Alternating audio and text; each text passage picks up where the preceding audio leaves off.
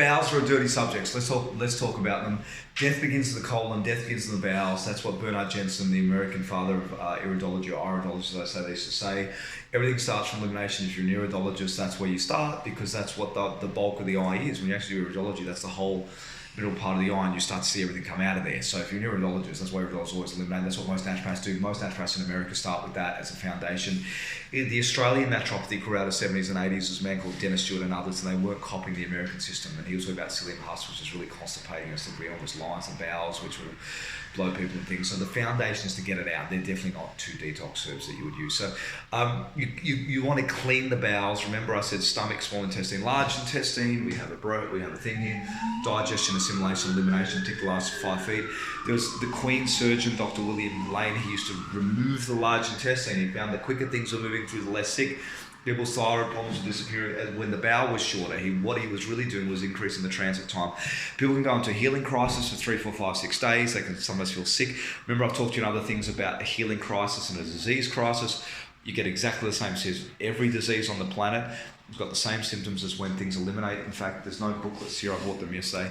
This colleague, I want to do another video on a healing crisis. What happens when you're in a healing crisis? You sweat, you move your bowels, your sinuses move, your kidneys move, you get joint pains, you get headaches, all these other things, you feel tired. It's exactly the same symptoms, everything. So they say healing crisis or disease crisis, we want to induce a healing crisis, get everything out. People may feel sick, encourage them to persist with us, like doing a spring clean. You lift up the desk, put everything, get the dust out as quick as you can. Anything more than 3 times a day is a detox. You're moving 3 times a day, you're going regular. So you want to get them moving 3 times a day or more. They're going to many times reduce the dosage. Some of the old bottles, you'll see me tell them to start it and increase the dose. Didn't work, so please don't do that. We stopped doing that. A couple of years ago, I saw someone doing that last week, so if you watch, you know who you are. I was telling people to do that for a while, and it wasn't working, and nobody was.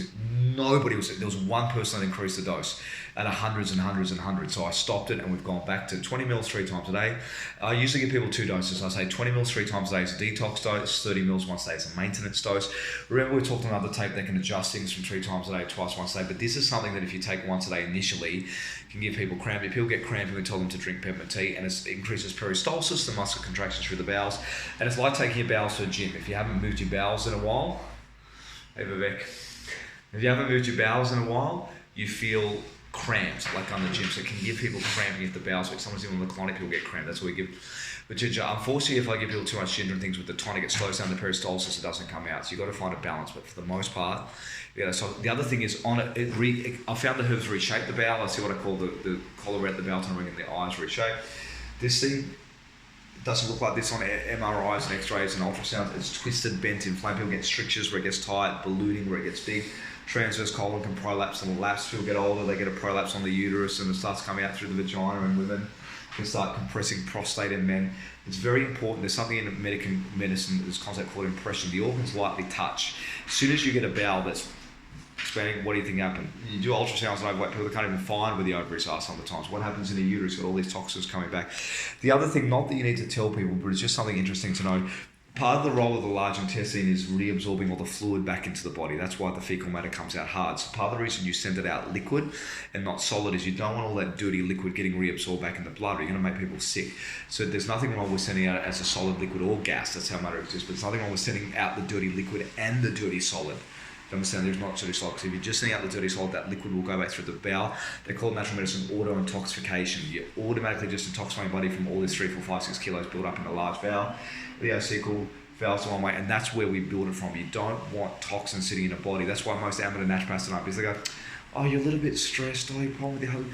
Let's have a little bit of lavender, which is a little bit of this and that, and they don't understand that what your nerve cells build out of clean blood. You want to rebuild the nerves, get a clean body, don't just feed them.